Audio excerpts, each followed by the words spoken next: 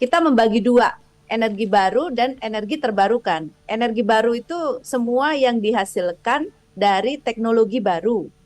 Nah, kategori ini biasanya untuk nuklir dan hidrogen.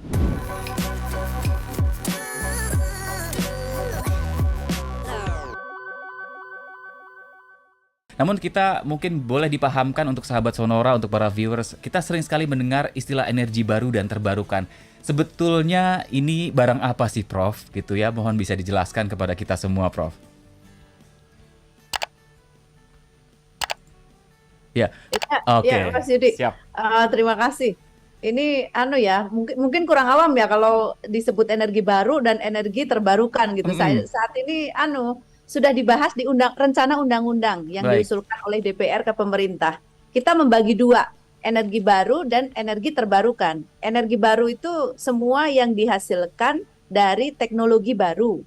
Nah, kategori ini biasanya untuk nuklir dan hidrogen. Mhm. Jadi ada dua hal yang baru. Dan ada sebagian yang berpendapat dengan teknologi baru bisa mencairkan batu bara. Itu Hmm. juga ada yang berpendapat bahwa itu masuk kategori energi baru. Mhm. Nah, beda dengan hal ini kalau energi terbarukan itu kebanyakan non fosil Oke. dan bisa didapat dengan mudah dan terus-menerus tidak pernah habis. Hmm.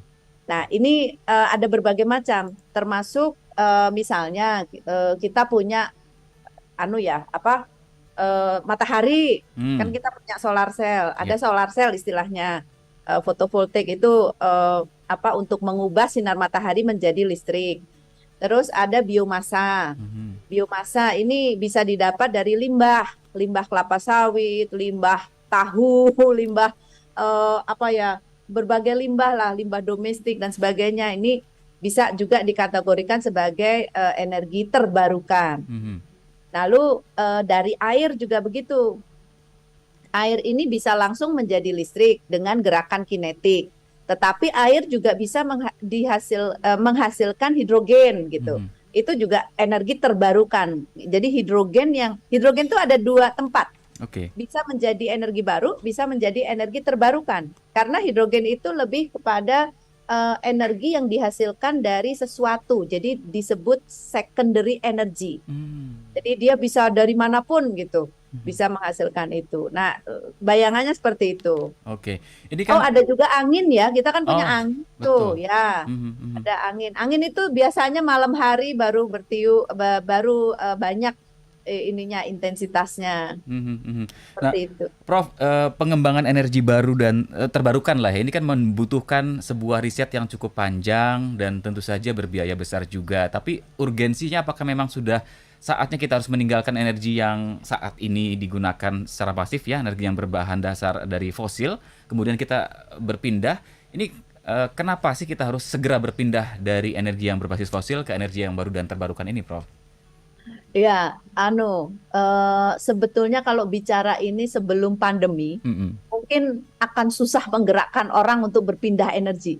Tetapi begitu ada pandemi, blessing-nya itu baru kelihatan. Yes. Jadi waktu itu Jakarta kan kelihatan bahwa langit Jakarta jadi biru. Hmm. Karena begitu pandemi kita lockdown Mhm. dan tidak ada transportasi yang berjalan, semua terhenti. Jadi langit Jakarta kelihatan biru, bukan abu-abu. Mhm. Nah, itu satu bukti bahwa emisi di kita itu, terutama di kota besar, di permukaan lah, misalnya Jawa gitu ya, itu sektor transportasi paling banyak mengeluarkan emisi. Oke. Yang kedua, sektor industri. Kalau dekat dengan pabrik ya, mungkin di Cilegon, di Surabaya gitu kan banyak tuh. Itu dua faktor itu yang paling menyumbang emisi terbanyak di Indonesia. Nah, dengan posisi yang seperti itu, kita pandemi kemarin, Mhm. orang-orang baru merasakan segarnya udara kan. Nah, ini yang dan perubahan gaya hidup mungkin. Nah, ini menjadi lebih mudah pada saat kita bicara bahwa emisi itu bikin kamu batuk gitu ya, Hmm. Mhm. bikin sesak nafas begitu. Itu baru mereka paham gitu. Nah, sebetulnya kondisi kita sudah polluted Tercemar ya? karena tercemar, Mhm. iya.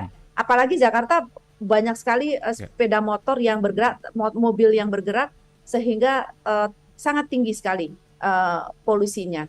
Nah, ini berikut diikuti juga dengan kondisi global warming. Yang Mmm. kita rasakan itu suhunya berubah-ubah, terus hujan datangnya kapan jadi nggak tahu. Kalau Mhm. dulu Oktober tuh pasti September udah datang gitu hujannya.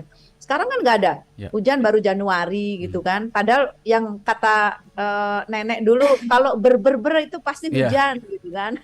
Sekarang nggak lagi. Heeh. Nah, ini fenomena perubahan iklim. Mmm. Fenomena perubahan iklim itu disebabkan oleh kenaikan suhu bumi. Nah, ini yang harus di-maintain. Pada saat kemarin tahun 2021 ada maaf, COP, COP26 ya? pertemuan COP ya Mhm 26 yang mhm ada di Glasgow mhm di UK, itu semua jadi berkomitmen karena semua merasakan perubahan iklim yang luar biasa. mhm. Jadi ini lebih dahsyat daripada pada saat dulu apa ya, zaman Kyoto Protokol tahun 2002 Mhm. gitu.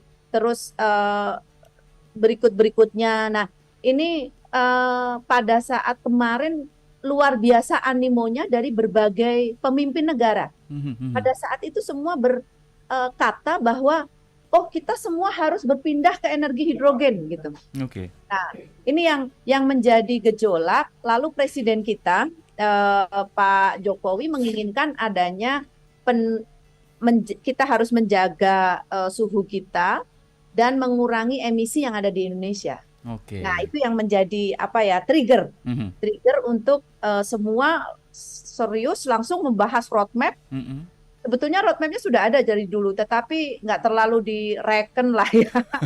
Itu. Nah, terus sekarang semua mulai serius Heeh gitu. heeh. Jadi Prof Enia kemudian mulai disibukkan dengan berbagai hal ya untuk mempersiapkan transformasi menuju energi terbarukan ini Prof ya?